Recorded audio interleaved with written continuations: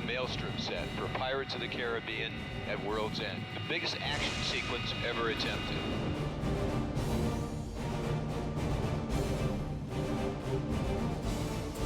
It all starts on a piece of paper and a napkin.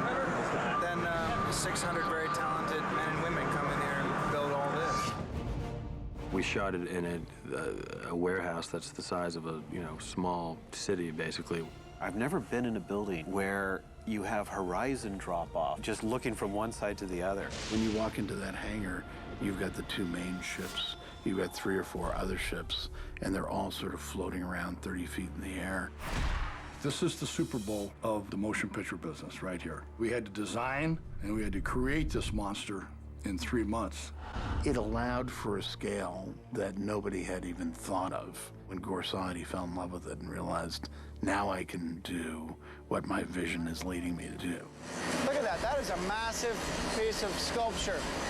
We knew it's going to be huge, but until it was done and we walked there and we looked at the whole thing, it was pretty impressive. And this was a sequence that went on for about 8 weeks. It was an enormous production.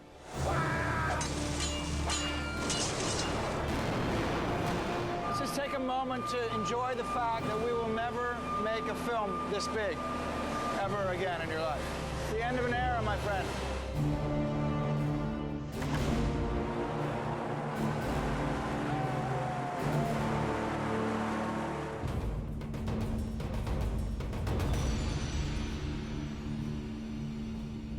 Good morning. 7:15 in the morning, Saturday, and we're going to move the Black Pearl. It's probably the heaviest set ever moved. As you may see, Effects has placed 8 air bearings underneath the set itself. It'll float on air like an air hockey game, but upside down. It's air bearings, less air pressure that's in the tire on your cars. It's not so much moving it, it's controlling it. Once it gets in the air, it kind of wants to do its own thing. We're going to use the forklifts as like little tugboats, and they'll just shove it along. So we're lacking water, we're lacking sails, and we're lacking wind, so this is Hollywood's way of moving a boat. Right now, they shouldn't be tied to the mast. They should just be off the ship. Gore's a strong proponent of trying to get practical elements on set, to get as much in camera as you can get, and then use visual effects where you really need them. This cannon right here. Let's have Tony hit that. It's important to have real elements. As much as you can do real, more realistic the final result will be. Our function as special effects is if it moves or it's in the atmosphere, we do it. John, so this is not bolted into any sort of floor? No. So when this thing tilts over, is there a counterweight or what? Well, yeah, it's all built into it, yeah. It'll be fine. I asked that very question. It'll be fine. What we're kind of doing is just creating a lot of havoc. What we decided to do that has never been done before on any motion picture is put a tower at each end of the ship and be able to heave it up. We could heave it up 15 feet. And then usually you're not going right straight into the wave, you're going to the side. So you can put a little bit of roll into that. Cool. And then it starts looking real. It's our understanding that these 2 gimbals for the Black Pearl and the Flying Dutchman are the largest gimbals that have been built for the film business. To put it in perspective, just think of one ship weighs the equivalent of a 747.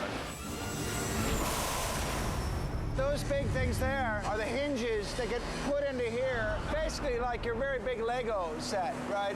You gotta put it together, they attach the hydraulics. The Pearl requires 1,000 gallons a minute of oil to make it run at speed. These will supply hydraulic flow to both ships, about 1,000 gallons a minute. That's almost 10 times the normal amount of oil that you would use on a motion base for a normal motion picture. We had 150 welders working 24/7. There's over 2,000 feet of hydraulic hose. There's over 1 million pounds of steel. This is unheard of.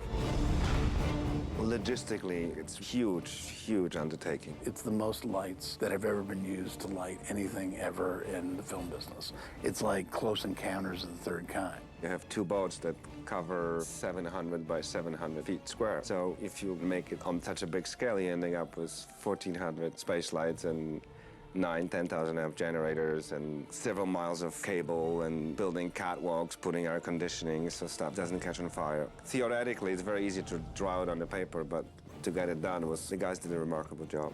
We have the potential here to generate about 105,000 amps of power. You could probably light a small city with that, I imagine. We definitely want the first shot, they all come aboard there. But maybe we then kind of reset and take a few of these travelers and have a couple of guys and go a little thinner, just so we have... Mix it up a little bit. It doesn't have to be 16 people every time. Right, exactly. But you have 16's nice.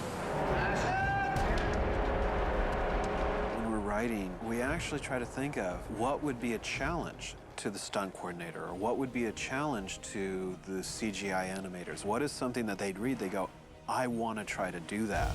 There's a lot of things going on. It's pretty wild. At first I thought, well, we can't do big battles on these ships when they're at a 30-degree angle, and we did. Rain, wind, smoke, debris mortars. All of a sudden you'll be doing the most finely tuned choreography, and a piece of balsa wood will hit you in the side of the face.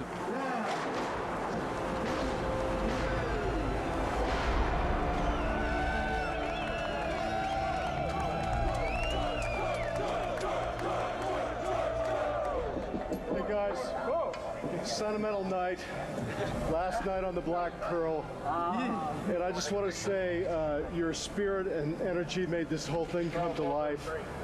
I thank each and every one of you from the bottom of my heart. I love you all, and God bless you.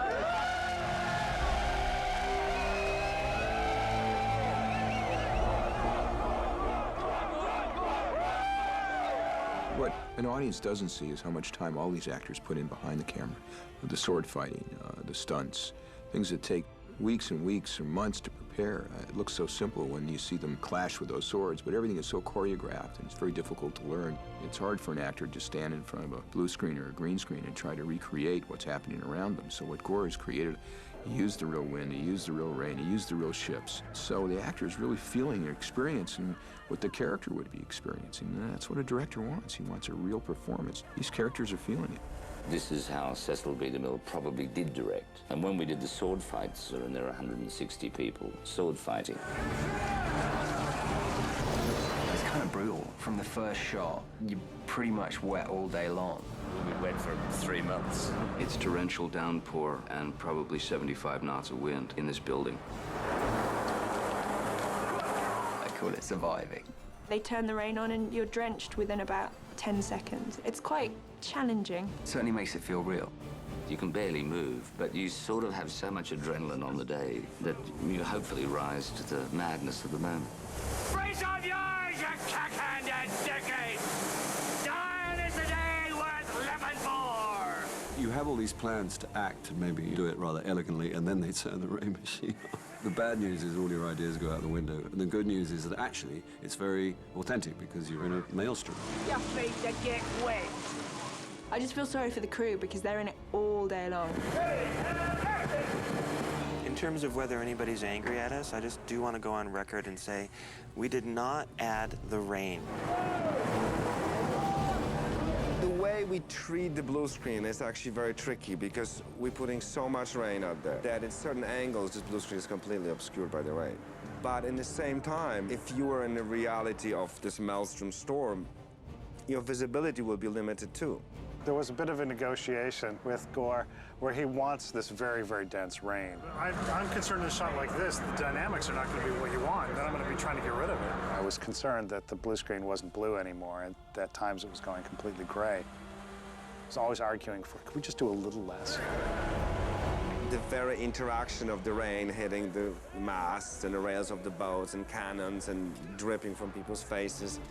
I mean, it's the stuff you cannot reproduce. It's a tremendous amount of work for ILM. Fortunately, they're brilliant, and John Knoll is going to pull it off. It's a wrap on the Pearl. It's a wrap on the Pearl. It's kind of a wrap on the Maelstrom, isn't it? You could say that, although we have a lot of work to do in post.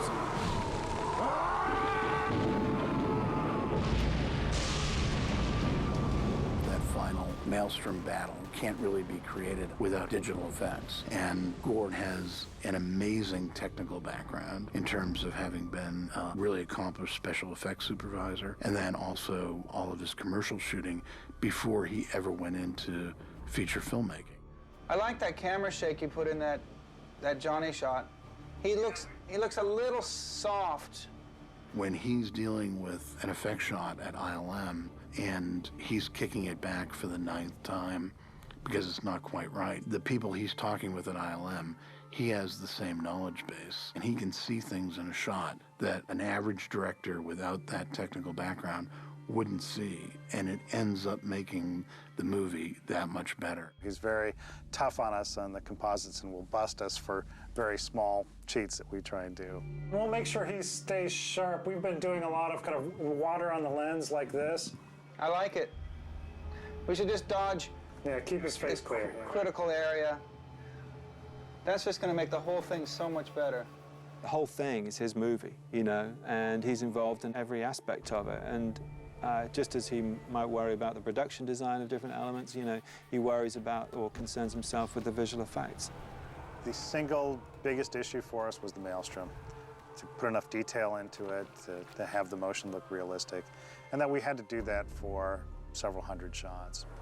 The two ships side by side at Palmdale, you know, they were rigged to move opposite each other, and there was a lot of worth in that, particularly with the way the people on the ships reacted and moved to a deck that was actually tilted and so forth, and having the rain come down, pouring.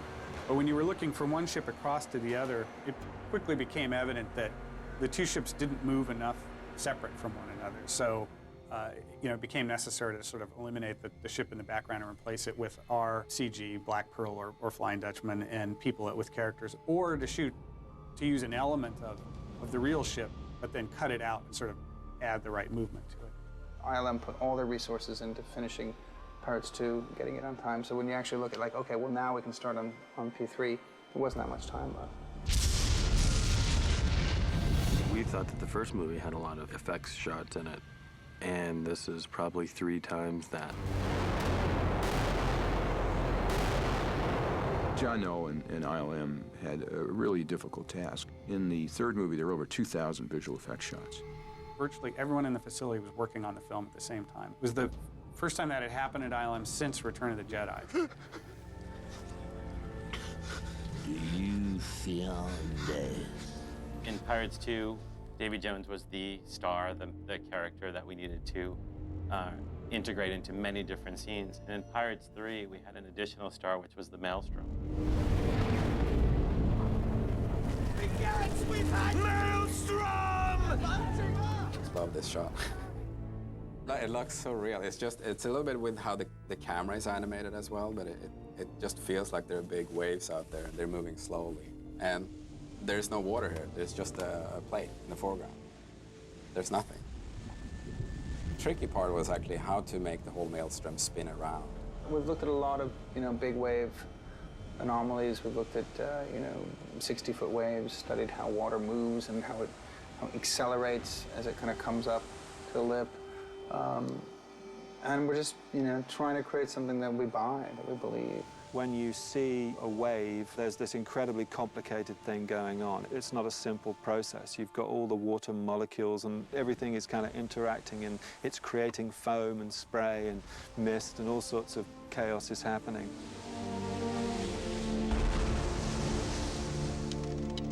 We at ILM have a team working at Stanford, and we've used those guys to try and analyze those kind of problems and come up with solutions. How do you create water? And it required a massive amount of computing time. I mean, it was just mind-blowing.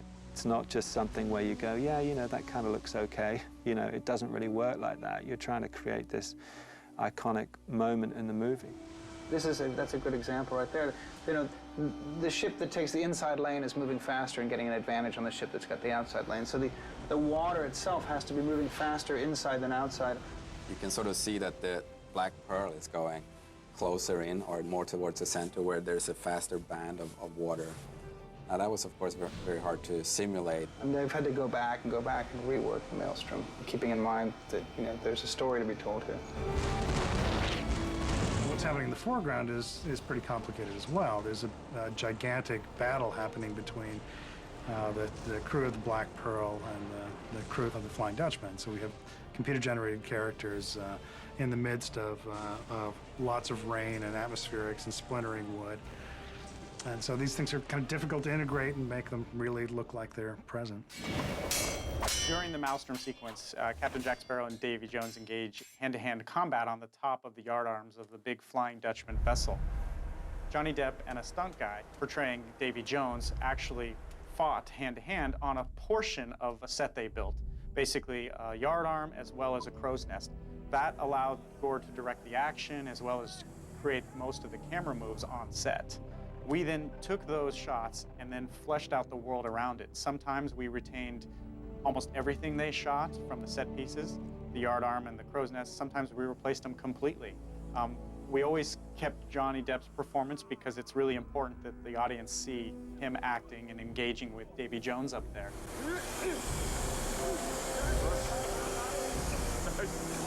But it definitely was a challenge to try to build this world around them as well as make it all believable. When that shot starts, it starts off as a completely digital shot. We start with a digital version of Johnny Depp at the beginning of the shot, primarily because the camera move was so long and extensive. So we do a transition from our digital Johnny into our practical double right there. So before this rigging piece flies across camera, this is our digital Johnny Depp, and as soon as it flies past, then it becomes Johnny Depp on set.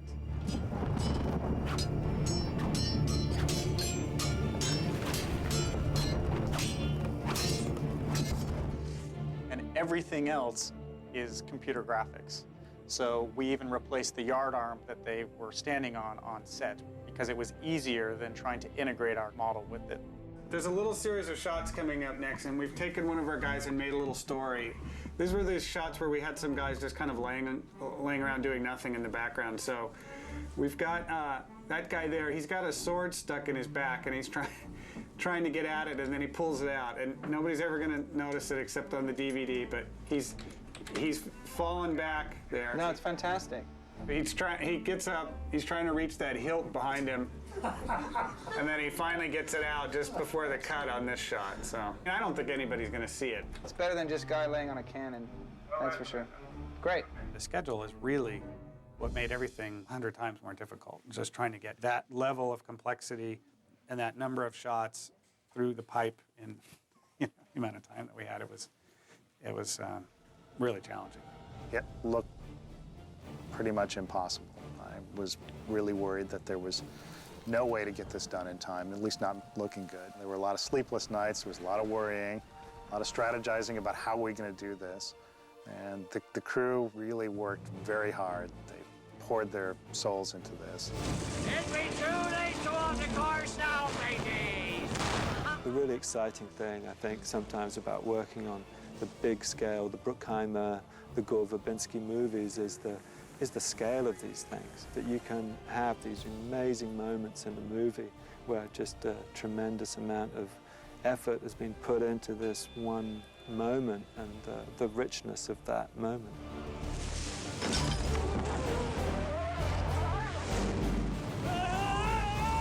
I think it feels like you're actually there. It feels like this was done in camera, but in fact, it's a melange of all those things. Little bits and pieces of it are in camera. A lot of it is digital effects, and the intersection between those two is basically seamless. It's a testament to Gore and John Fraser and Derek Walsky, the director of photography, and the whole effects department. I mean, you know, these guys are winning Academy Awards for a reason, and it's just amazing what they pulled off on those stages. The success of a picture is because of an enormous amount of people who work very hard on it. It's not easy to do. When it's done well, it looks easy.